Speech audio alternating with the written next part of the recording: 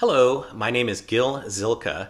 Welcome to my channel. This is my series entitled Essential Classical Music, where we look at the best recordings of the major classical music works. This video is taken out of my larger video covering the major symphonies. If you enjoy this, I hope you'll go over and look at that larger one. Just know that you don't have to watch it all in one big gulp. It is divided into chapters. It's real easy to just click through and choose whichever symphony that you're curious about. So I hope you enjoy it. Now we come to a big one, Mahler. Oh, Mahler, wow. Mahler, like Bruckner, his symphonies tend to be very long, more difficult to get into, but oh wow, I mean, what a unique composer Mahler was. Very emotional, almost kind of depressing, especially his later symphonies, but just a real genius. Tended to use these enormous orchestras, and like Bruckner, you need a conductor who's really skilled. I'm going to talk about the first symphony to begin with, nicknamed the Titan. And this is one of Mahler's most compact, maybe the most compact of his symphonies. So in a way, it's a little easier to get into. And the first version that I'm going to discuss for this one is John Barbirolli. We just discussed him with the Dvorak. Now, for my money, you cannot do better than Barbirolli and Mahler. Barbirolli had this way of conducting he was very affectionate, he was very in tune with the emotions, and that's very important with Mahler. In my opinion, Mahler doesn't do well with detached clinical conducting.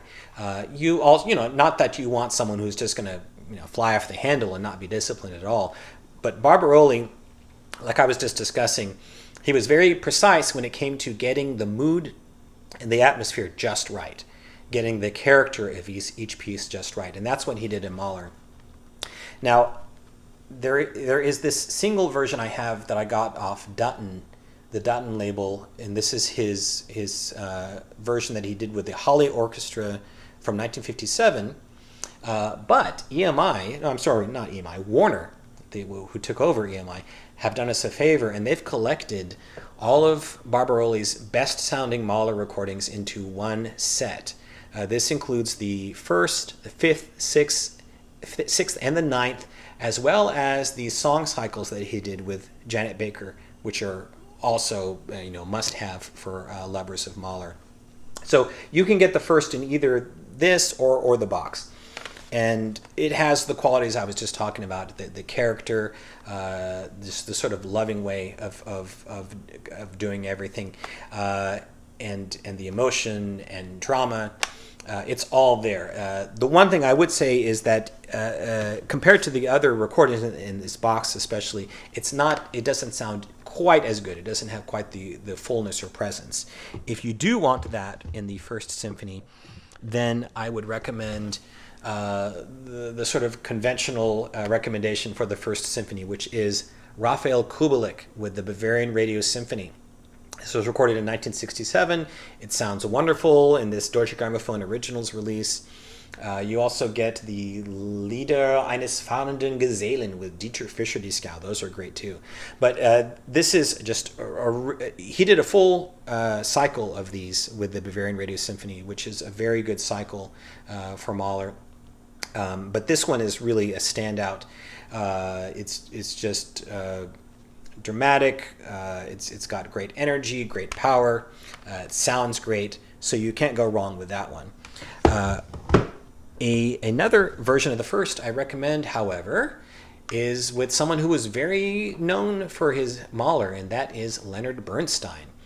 This is his digital recording with the Concertgebouw from 1987. He did two cycles, and I would say he did two cycles. The second cycle had to be, there were a couple that had to be, I think maybe just one recording, maybe it was the eighth, I think, that had to be collected into the cycle because he died before it could be completed. But the cycle exists in Deutsche Grammophon. There's also an earlier complete cycle on Sony with the New York Philharmonic. I tend to prefer the second one. I think the second one is where Bernstein's interpretations matured. And he kind of lets loose a little bit more with the emotions. But the New York cycle is also very good. It's maybe a little bit more sharp and concentrated. But this first, with the Concertgebouw, is one where, say, compared to, say, Kubelik, for example, Bernstein lets the emotions hang out a little bit more. Some might say it's maybe even a little bit over the top. But in Mahler, that can sometimes be, a good thing. It sometimes fits with the emotions of Mahler symphonies. So this is great. It's also a wonderful sounding recording as well. I also want to recommend a couple of historic versions of the Mahler First. The first one is from a conductor we have not yet discussed, Dimitri Metropoulos, Greek conductor, who was a very passionate, very exciting conductor. This one's with the Minneapolis Symphony from 1940. And so it's got limited sound quality, but it's just very intense, very exciting. Definitely one you want to hear for the Mahler First. However,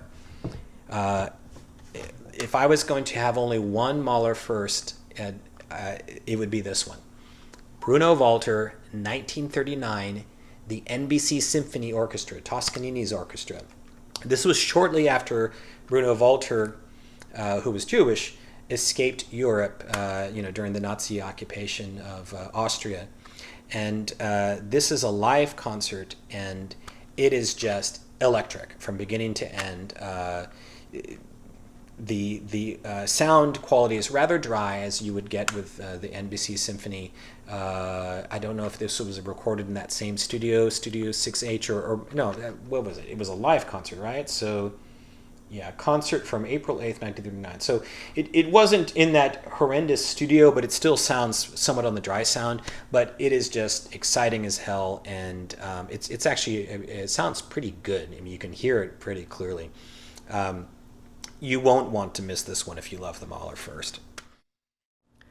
Thanks for watching. I hope you enjoyed this video. And if you did, I hope you'll also take time to click the like and subscribe buttons. And with that, I want to wish you all a great day and happy listening.